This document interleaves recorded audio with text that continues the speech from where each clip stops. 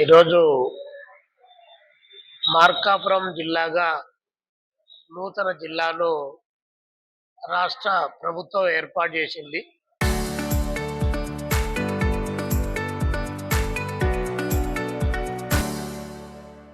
దీన్ని మేము ఆహ్వానిస్తా ఉన్నాం. అదే సందర్భంలోనే మార్కాపురం జిల్లా అయితే ఏర్పాటు చేశారు కానీ మార్కాపురం జిల్లా సమగ్ర అభివృద్ధికి సంబంధించినటువంటి విషయంలో అభివృద్ధి చేసేటందుకు ఉన్నటువంటి అవకాశాలు మాత్రం ఖచ్చితంగా పాలక వర్గాలు నిర్లక్ష్యం చేస్తున్నాయని చెప్పక తప్పదు.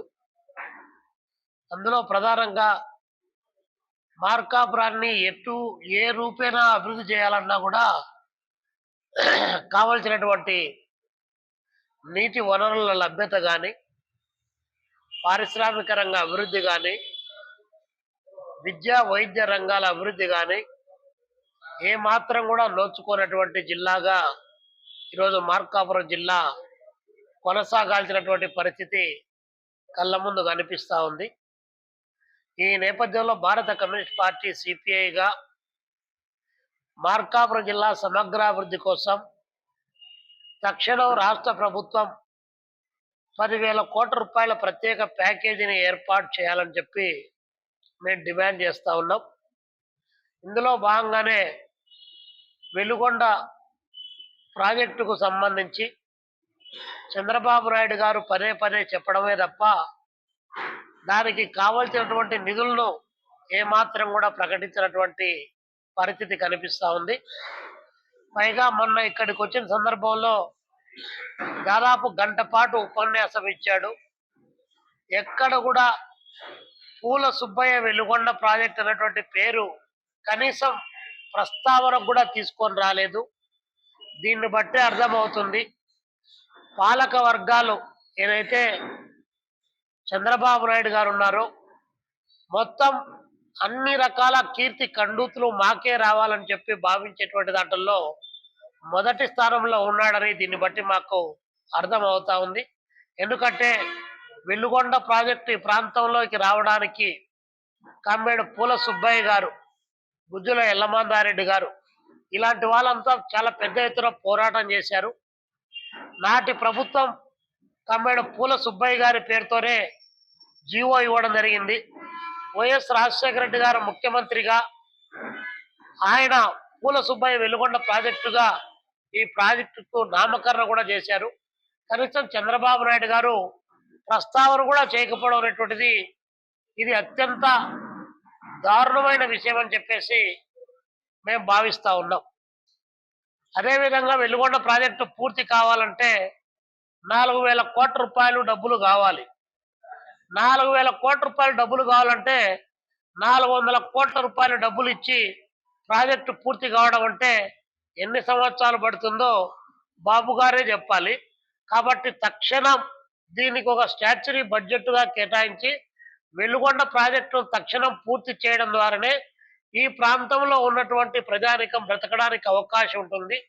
వెలుగొండ ప్రాజెక్టు పూర్తయితే తప్ప ఈ ప్రాంతానికి తాగునీరు, సాగునీరు పైన ఆకాశం పైన ఆధారపడి జీవించేటువంటి అంటే ప్రాణాలు గాల్లో వదిలేసి ఉన్నాడో లేడో కనిపించినట్టు దేవుడికి అప్పగించేసి ప్రతి కార్తికి ముక్కుకోవాల్సినటువంటి పరిస్థితి వస్తుంది తప్ప గ్యారంటీ వాటర్ లేనటువంటి జీవితాలు ఈ యొక్క మార్కాపురం జిల్లాలో కొనసాగుతూ ఉన్నాయి.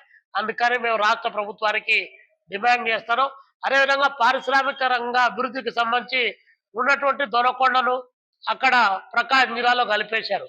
కనీసం అట్లీస్ట్ ఆ దొనకొండను ఈ మండలంలో ఇక్కడ ఈ మార్కాపురం జిల్లాలో దీన్ని కలిపింటే దొనకొండ కానీ, అదేవిధంగా దర్శి కానీ, అదేవిధంగా కురిచేడు కానీ ఈ 3 మండలాలు ఇక్కడ ఈ జిల్లాలో కలిపితే ఈ రోజు కాకపోయినా రేపు కాకపోతే ఎల్లుండైనా సరే ఎంతో కొంత పారిశ్రామిక అభివృద్ధి జరుగుతుందని చెప్పి భావించేవాళ్ళు. ఆ ఆశ కూడా అడియాచలైపోయినటువంటి పరిస్థితి. ఇప్పటికైనా ప్రభుత్వం రీథింక్ చేసి ఆ 3 మండలాలను ఇందులో కలపాలని చెప్పేసి మేము సిపిఐగా డిమాండ్ చేస్తా ఉన్నాం. అదేవిధంగా వైద్య రంగానికి సంబంధించి కానీ, విద్యా రంగానికి సంబంధించి కానీ ఏదైనా రోగం వస్తే ఇక్కడ వైద్యం చేసుకోవడానికి ఏమాత్రం కూడా అవకాశం లేని పరిస్థితి.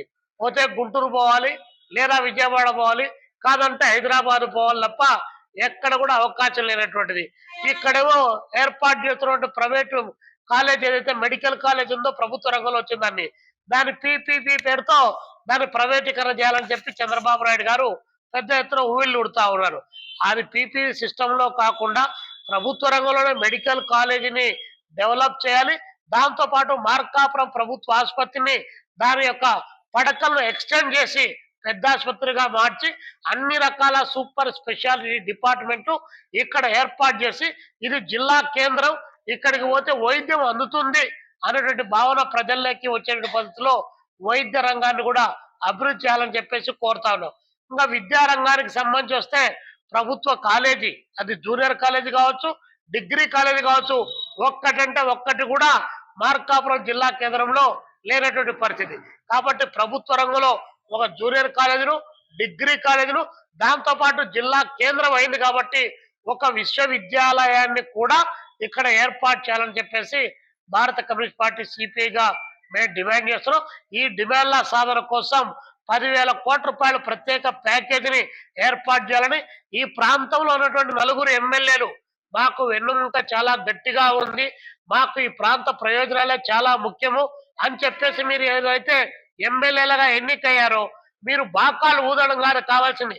కనీసం నియోజకవర్గానికి ఒక 2,000 కోట్ల రూపాయలు నిధులు తీసుకొని వచ్చి ఆ నియోజకవర్గాలు అభివృద్ధి చేయడానికి కావాల్సినటువంటి ప్రణాళిక రూపొందించుకొని కూటమి ప్రభుత్వంలో మీరంతా ఉన్నారు కాబట్టి ఈ యొక్క వెనకబడ్డటువంటి కరువు కాటకాలకు నిలయమైనటువంటి తాగడానికి మంచినీళ్లు కూడా దొరకనటువంటి ఈ ప్రాంతాన్ని తక్షణం ఆదుకోవడానికి ప్రభుత్వం పైన ఒత్తిడి తీసుకొని రావాలని చెప్పేసి మేము సిపిఐగా డిమాండ్ చేస్తూ ఈ యొక్క అంశాలపైన 10,000 కోట్ల రూపాయల ప్యాకేజీ, మార్కాపురం జిల్లా సమగ్రాభివృద్ధి, అది విద్య, వైద్య, ఉపాధి రంగాలు, పారిశ్రామిక నీటిపారుదల రంగంలో అభివృద్ధి కోసం గట్టిగా ఫైట్ చేయడానికి కావాల్సినటువంటి ఒక కార్యాచరణ ప్రణాళికను రూపొందించి ఈ ప్రాంతంలో ఉన్నటువంటి అభ్యుదయ కాముకులందరినీ ఇన్వాల్వ్ చేసి భవిష్యత్ పోరాటానికి శ్రీకారం చుడతామని చెప్పేసి ఈ సందర్భంగా తెలియజేస్తూ నిన్ననే ఒంగోలులో జరిగినటువంటి మీటింగ్ లో ప్రకాశం జిల్లా నూతన సెక్రటరీగా ఈ ప్రాంతానికి మార్కాపురం